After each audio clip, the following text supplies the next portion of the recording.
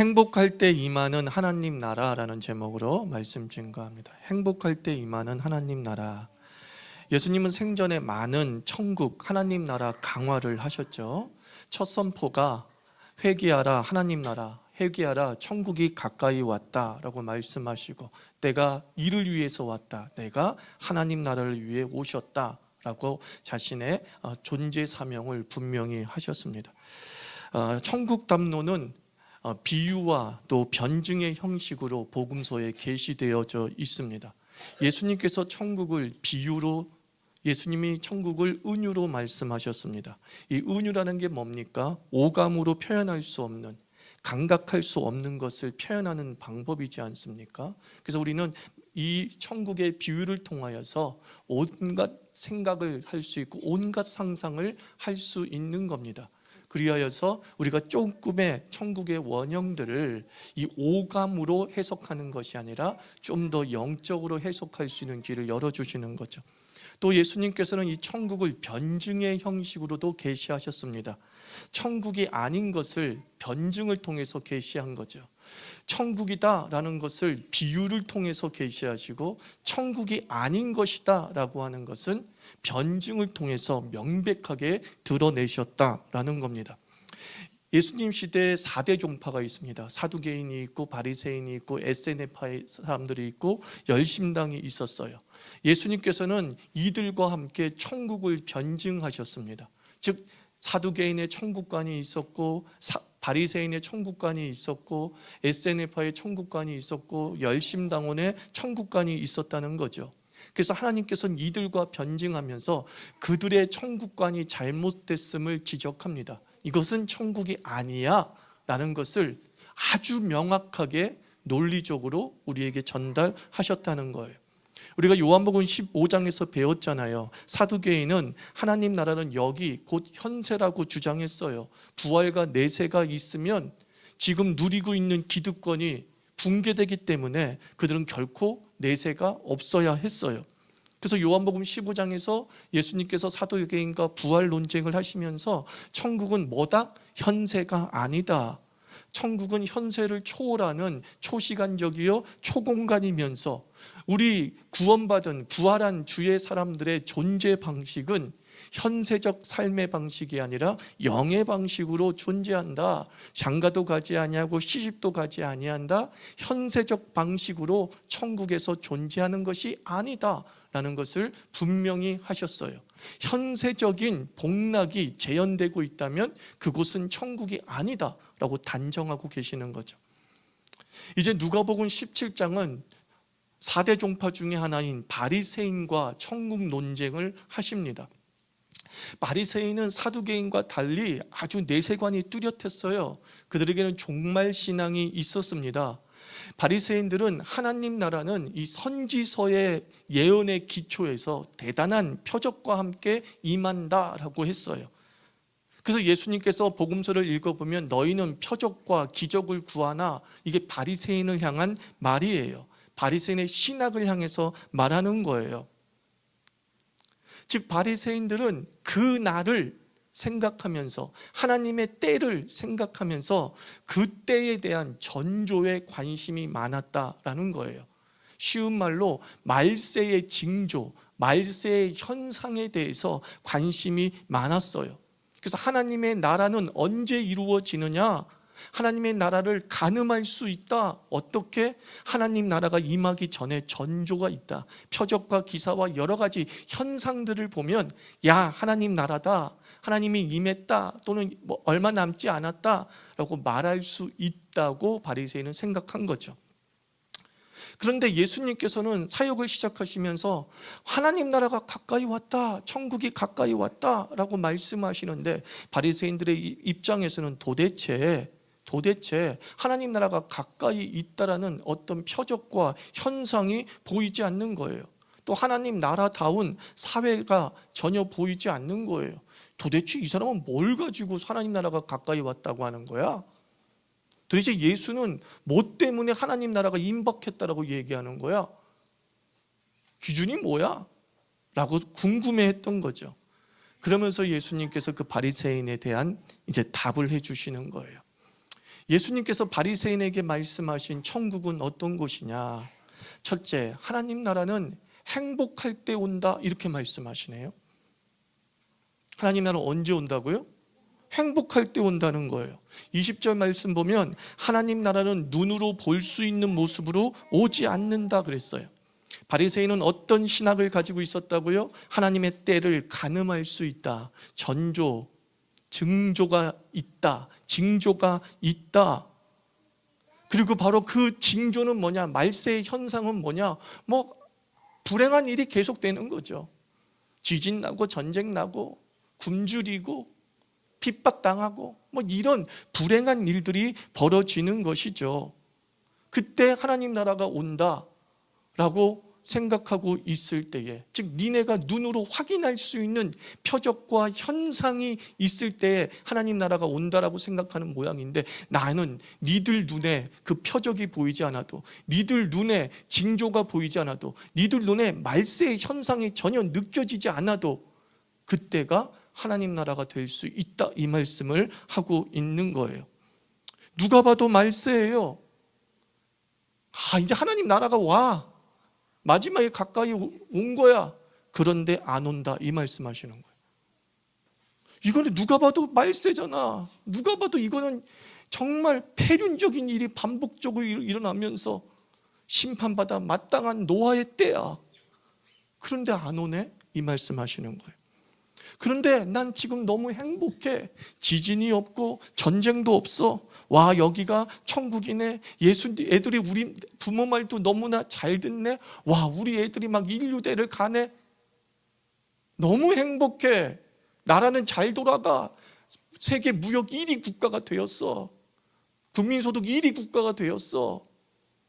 전쟁도 별로 없어. 주변 세상을 바라봤을 때에 이스라엘과 팔레스타인이 서로 화해까지 하네. 어깨동무하고 잘 지내네. 와, 너무 행복해. 근데 하나님 나라가 와요. 이 말씀을 예수님께서 하시는 거죠.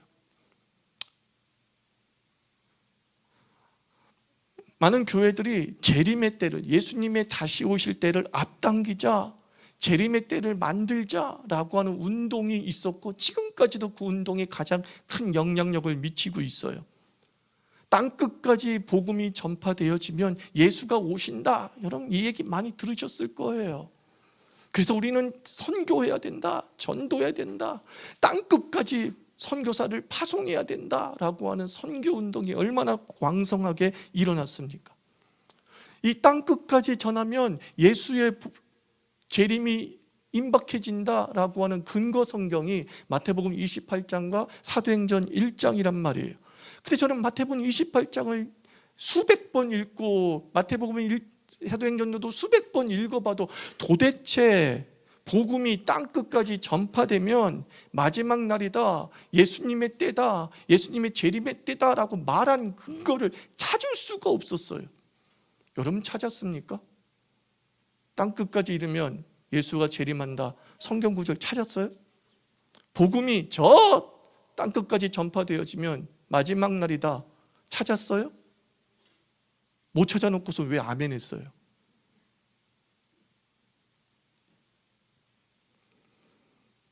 다시 한번 읽어보면 마태복음 28장과 사도행전 1장에서는 도리어 이런 말을 해요. 때는, 마지막 때는 너희의 알 바 아니다, 이 얘기만 나와요. 땅끝까지 복음 전파하라 라는 말씀은 나와요. 그 말씀 나오는 바로 뒤에 때는 네 알 바 아니야. 결코 땅끝까지 복음을 전파했을 때 예수의 재림의 때다, 하나님의 나라가 임한다 라고 말하는 성경 구절은 결코 없다라는 거예요. 그런데도 불구하고 우리는 땅끝 전도, 그러면 예수 재림, 이 선언들을 무한히 외치면서 열심히 복음 전파합니다. 나쁜 거 아니에요. 나쁜 거 아니에요.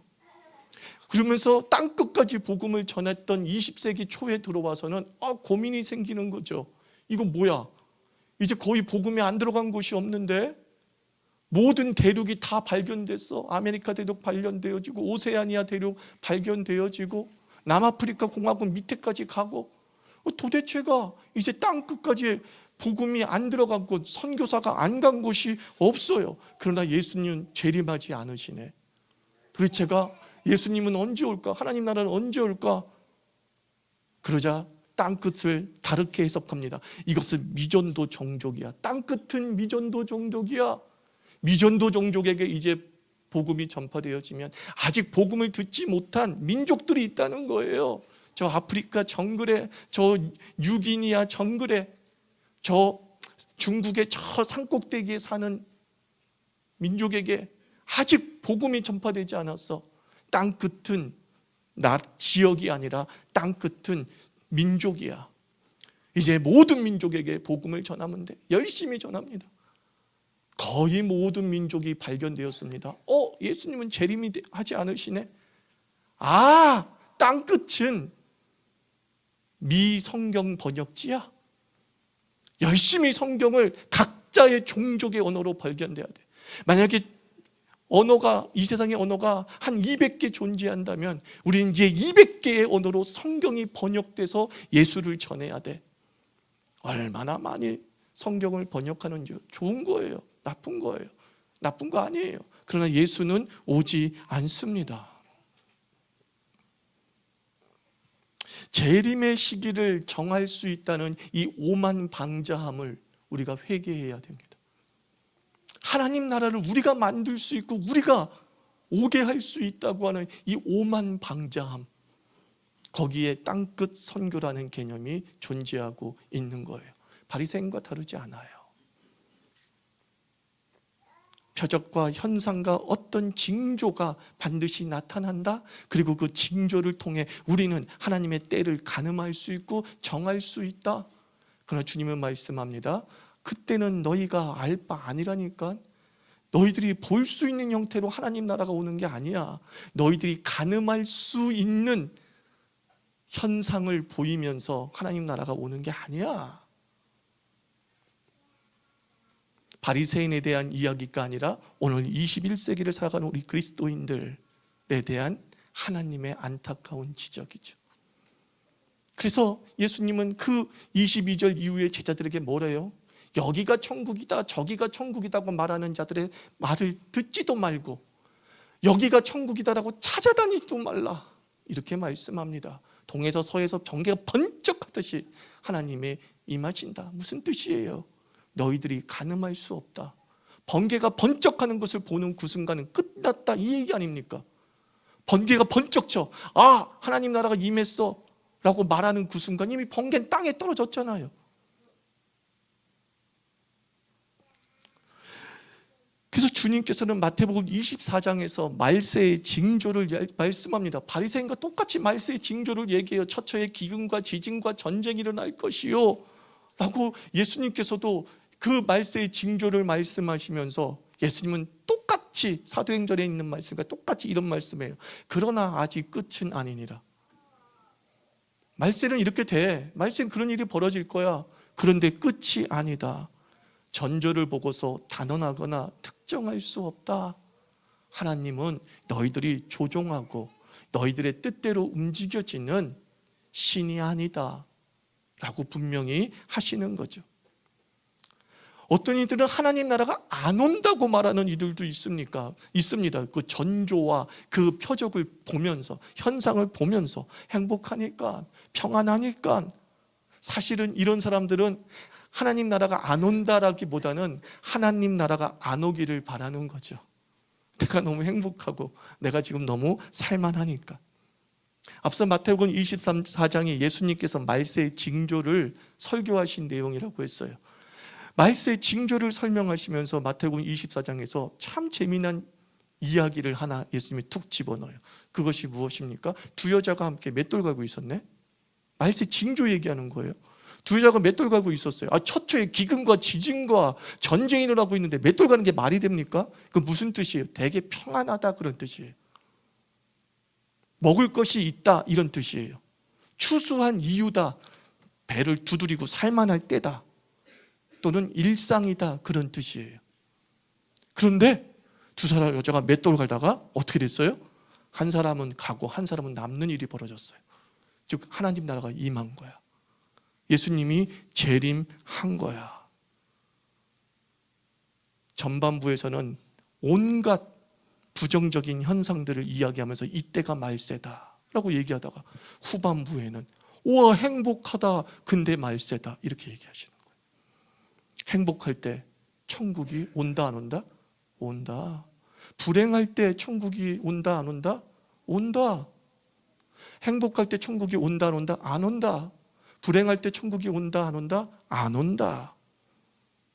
천국은 우리가 기대하지 않은 어느 그 순간, 그냥 일상을 살아가고 있는 그 순간 갑자기 우리에게 오시는 겁니다. 왜? 하나님의 뜻대로, 하나님 보시기에 와야 될 때이기 때문에 오는 거예요. 내 입장에서 주님 오셔야 됩니다. 그건 네 입장이야. 너는 하나님 나라가 오기를 바라지만, 지금이 마지막 날이 되기를 바라지만 한 10명 정도는 아직 아니기를 바라거든. 10명 정도는 하나님 나라기를 바라지만 한 명은 하나님 나라가 아니기를 바라거든. 너희들의 판단과 너희들의 생각에 따라 하나님 나라가 오고 가는 게 아니야. 하나님 나라는 당신의 뜻에 맞춰 오시는 줄 믿습니다. 그래서 우리는 그러는 거예요. 천국을 항상 갈망하고, 불행에도 갈망하고, 행복해도 갈망하고, 소망하며 살아가는 게 예수께서 우리에게 주시고자 하는 종말론인 거예요. 너무 행복하다고 안심하지 마십시오. 너무 불행하다고 좌절하지 마십시오. 하나님 나라는 가장 하나님이 원하시는 때에 우리에게 임하시는 줄 믿습니다. 둘째로 바리새인의 천국관을 비판하면서 하시는 말씀, 하나님 나라는 어디냐? 하나님 나라는 어떤 것이냐? 하나님 나라는 하나님이 계신 것이다. 따라하세요. 천국은 하나님이 계신 것이다. 그렇죠? 21절 보십시오. 또 보아라, 여기에 있다 저기에 있다 또는 저기에 있다 하고 말할 수도 없다. 보아라, 하나님 나라는 너희 가운데에 있다. 이런 말씀을 하고 있어요. 이게 무슨 뜻이냐면은 예수님께서 하나님 자신이잖아요. 지금 바리새인들에게 둘러싸여져 있잖아요. 그 천국이 어디 있습니까? 천국은 언제 옵니까? 라고 물어보니까 너희 가운데, 그것은 뭐예요? 자기 자신을 얘기하는 거예요. 야, 하나님이 여기 있잖아. 그러면 천국은 어디예요? 지금 여기에 있는 거야.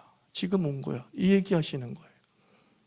우리가 천국을 이해하는 데 있어서 가장 큰 오류가 무엇이냐면 천국을 자꾸 환경으로 이해를 해요. 배고픔이 없고 사시사철 열매가 맺히고 뜻한 바가 이루어지고 좋은 집에서 살고, 자꾸 천국을 환경으로 Almost Paradise 노래 부르면서 저기 어디야, 남태평양 어디, 야 거기는 환경적으로 천국이야. 천국은 환경이냐? 예수님께서 아니다 이 얘기를 하고 계시는 거예요.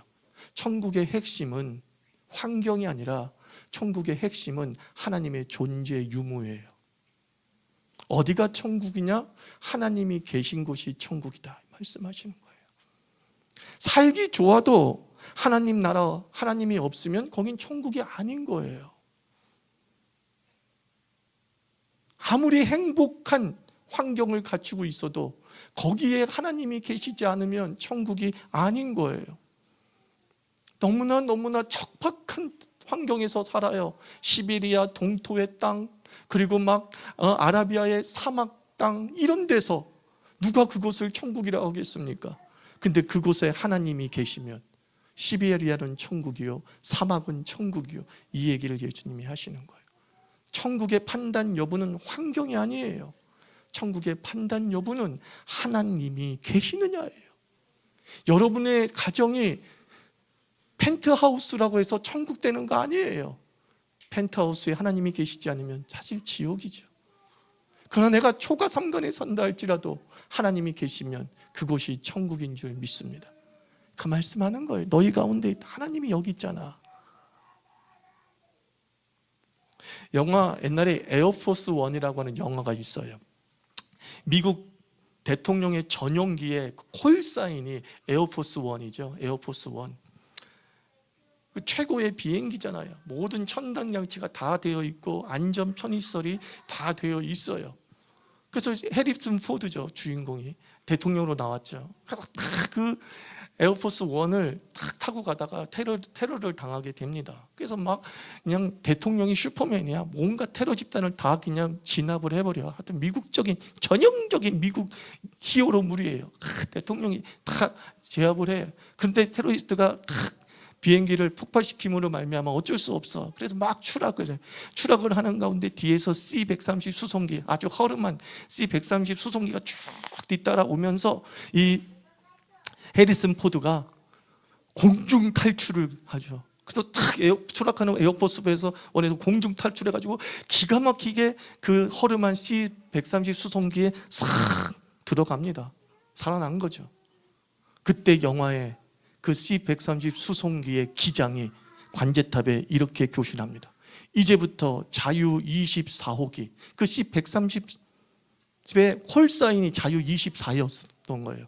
이제부터 자유 24호기의 콜사인을 에어포스 1이라고 변경한다. 다 그랬어요. 대통령이 탄 비행기가 에어포스 1이라는 거예요. 기가 막히죠? 허름한 130기를 향해서 이제부터 우리의 콜사인은 에어포스 1이다. 왜? 대통령이 탔으니까. 여러분의 가정의 콜사인은 무엇입니까? 예수님이 계시고 주 예수를 모시면 여러분의 콜사인은 이제부터 에어포스 1인 거예요. 그래서 우리 믿음의 선조들은 어떻게 찬양했습니까? 내 주 예수 모신 곳이 그 어디나 하늘나라 그랬어요. 천국을 찾아다니지 아니하고 예수님이 계신 곳, 주님이 계신 곳이 하늘나라라고 고백했습니다. 하나님은 말씀하십니다. 천국이 여기 있다 저기 있다 환경이 아니다. 천국은 너희 가운데 있다. 하나님이 계시면 그곳이 천국이다 라고 말씀하고 있습니다. 우리 자유교회 가정의 콜사인이 바뀌기를 축원합니다. 허름한 자유 24호기에서 에어포스 1이라고. 여기는 하초는 가정, 이제부터 우리 가정의 콜사인은 에어포스 1이다. 이제부터 우리 가정의 콜사인은 천국이다. 왜? 예수를 모셨으니까. 그죠? 우리는 이 땅에서 행복할 때도 하나님 나라를 갈망해야 됩니다. 불행할 땐 더 갈망해야겠지요. 하나님께서는 당신의 뜻에 맞춰 우리에게 하나님 나라를 선물하시는 줄 믿습니다. 그리고 지금 이 순간이 천국이 될 수 있다고 약속하십니다. 나를 모시면, 내가 너희 가운데 있으면 지금 이 순간 천국은 너희에게 임한 것이다. 따라하세요. 우리 집 콜사인은 천국. 그렇게 교신하시기 바랍니다. 같이 기도합시다. 하나님 아버지, 우리 천국을 찾아다니는 인생, 기웃거리는 인생이 아니라 아버지여 그놈의 때를 갈망하며 일상을 살게 해 주시옵시고, 또 하나님이 계신 곳이 천국이라 하셨으니 우리 가정에, 나의 마음에 하나님을 모셔서 우리의 콜사인이 에어포스 1 천국이 되게 하여 주시옵소서. 함께 기도하겠습니다.